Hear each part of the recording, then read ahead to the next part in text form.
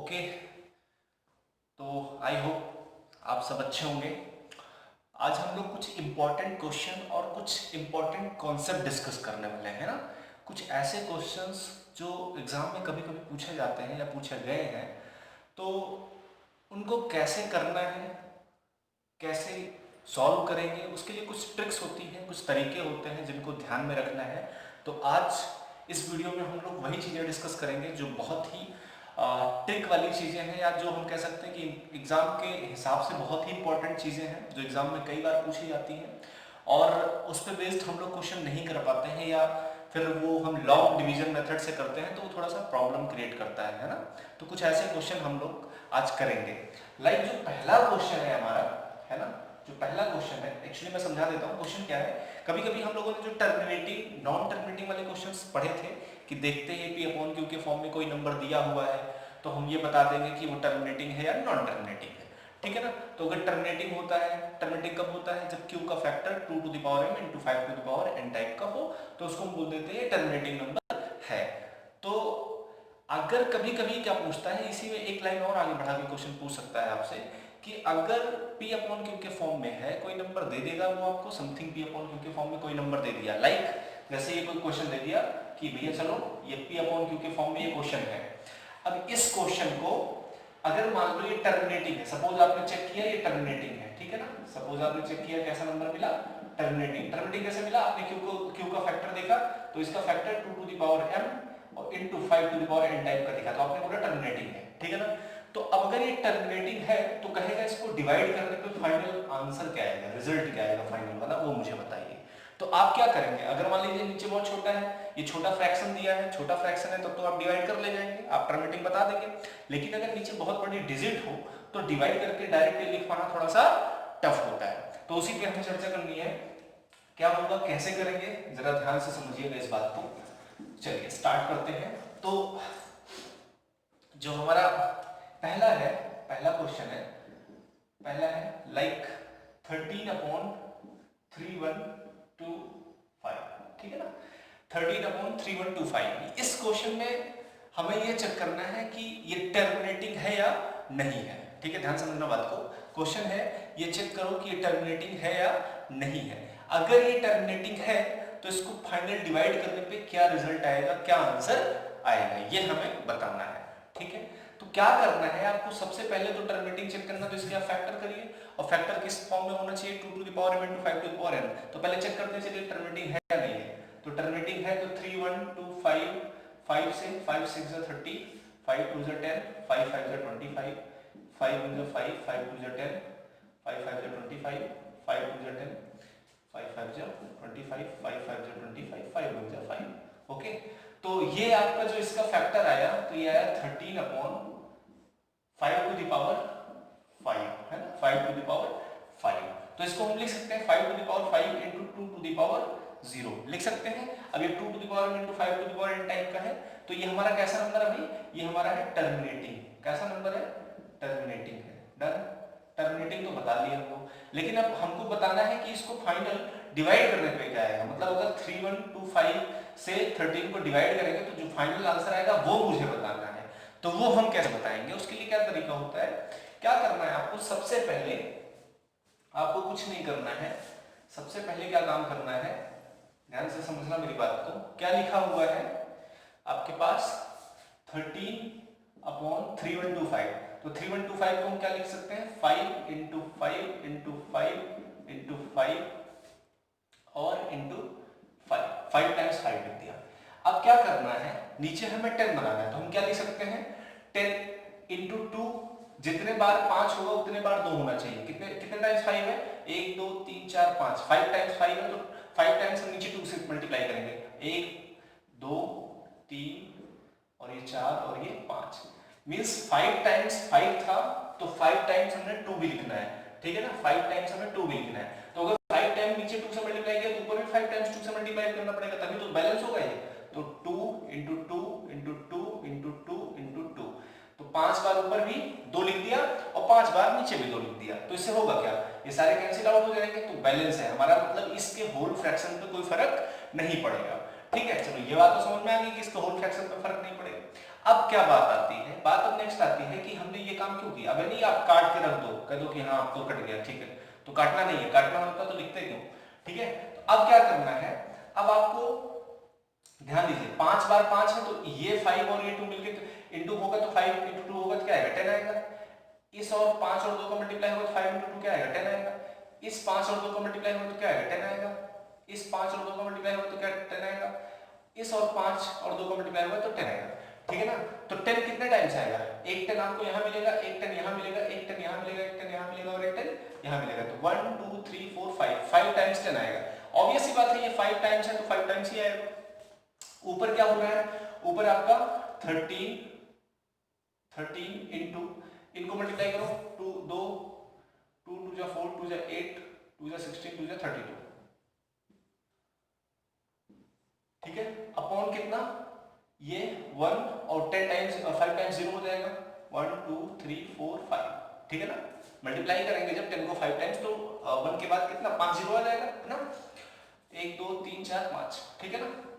तो अब देखिए 13 और 32 का मल्टीप्लाई करिए तो 13 26 और 2 39 41 4 1 6 डिवाइडेड बाई 1 2 3 4 5 5 टाइम्स 0। अब एक बात बताइए, अगर ये 1 लाख है ना, आई थिंक 1 लाख है, तो 1 लाख को डिवाइड करेंगे 416 से तो क्या आएगा, पॉइंट के बाद कितने डिजिट होने चाहिए, 5 टाइम्स 5 डिजिट होने चाहिए, तो कितना आएगा 0.3 डिजिट है तो 2 जीरो आगे लग जाएगा, 2 जीरो और 416 ये आ जाएगा डिवाइड करने पे, है ना।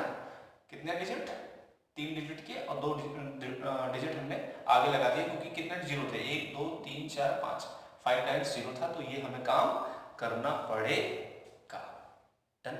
तो मुझे नहीं लगता कि इसमें किसी को कोई प्रॉब्लम होगी। तो हमारा कैसा नंबर आ गया, अभी देखो टर्मिनेटिंग। कहने का मतलब क्या हुआ, कहने का मतलब बच्चों ये हुआ कि अगर 13 को हम 3125 से डिवाइड करेंगे तो जो फाइनल आंसर आएगा वो हमारा ये आएगा 13/3125 की जो वैल्यू आएगी डिवाइड करने पे ये आएगी। अगर मान लो हम ऐसे डिवाइड करने की कोशिश करते तो 3125 को अगर हम 13 को डिवाइड करते अगर, तो क्या ये हमारे लिए आसान होता, 3125 से अगर 13 को डिवाइड करते तो ये हमारे पास बहुत लॉन्ग प्रोसेस जाता ना, बहुत लेंथी हो जाता। तो इस वजह से हम इस अप्रोच को अपनाएंगे नहीं। जब भी टर्मिनेटिंग होगा तो टर्मिनेटिंग के लिए हम यही तरीका अपनाएंगे, ठीक है ना। तो टर्मिनेटिंग पहले हम चेक करेंगे कि टर्मिनेटिंग है या नहीं है। अगर वो टर्मिनेटिंग है तो हम इस अप्रोच के थ्रू ही डिवाइड करेंगे और ऐसा ही क्वेश्चन पूछता है। चलिए एक क्वेश्चन और करते हैं। लाइक क्वेश्चन है, एक छोटा सा क्वेश्चन करके आपको और दिखाते हैं, ये आपने नोट कर लिया होगा। चलिए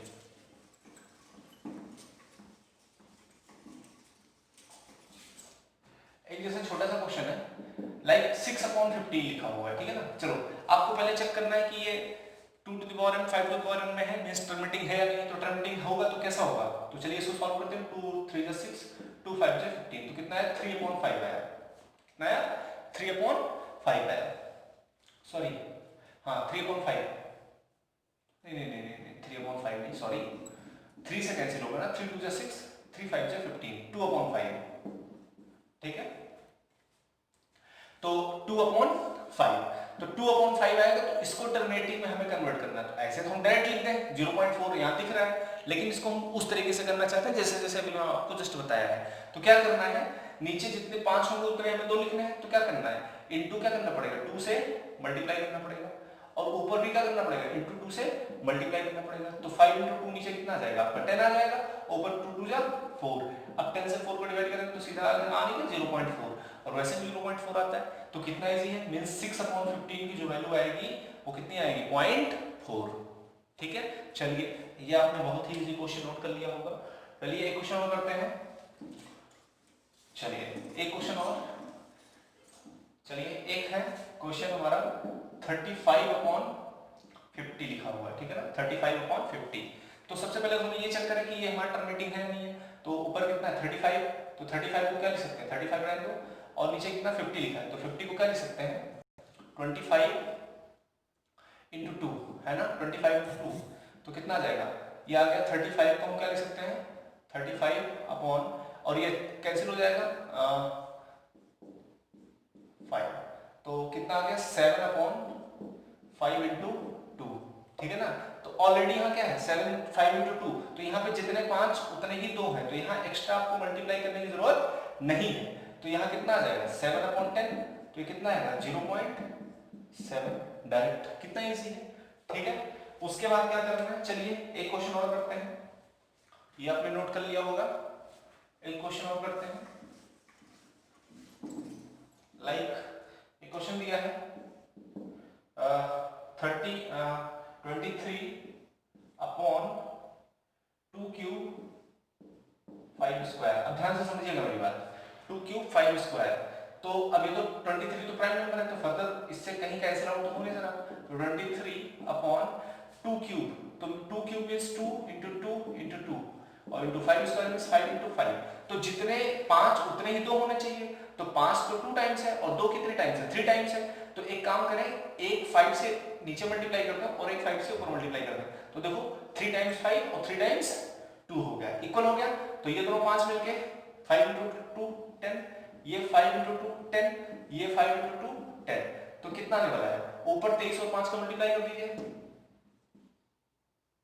3 5 जा 15 1 3 सॉरी 5 3 जा 15 और 5 2 जा 10 और 1 11 और डिवाइडेड बाय कितना 1000, इन दोनों को मल्टीप्लाई करेंगे तो कितना आ जाएगा 1000, तो कितना आया 0.115, क्योंकि पॉइंट के बाद 3 डिजिट होनी चाहिए, तो 3 डिजिट ऑलरेडी है। तो आई थिंक आपको देखिए 23 इस नंबर को, सोचिए आपने इसको डिवाइड किया डायरेक्ट 23/2 क्यूब 5 स्क्वायर को डिवाइड किया, कितने आसानी से 3 लाइन में आपका 2 लाइन 3 लाइन में आपका फाइनल आंसर या रिजल्ट आ जा रहा है, ठीक है। तो मुझे लगता है कि आपको ये तरीका समझ में आया होगा। ये हमेशा किस में काम करेगा, टर्मिनेटिंग में, जो टर्मिनेट हो रहा होगा, क्योंकि यहाँ भी देखो 2 to the power n 5 to the power n type का।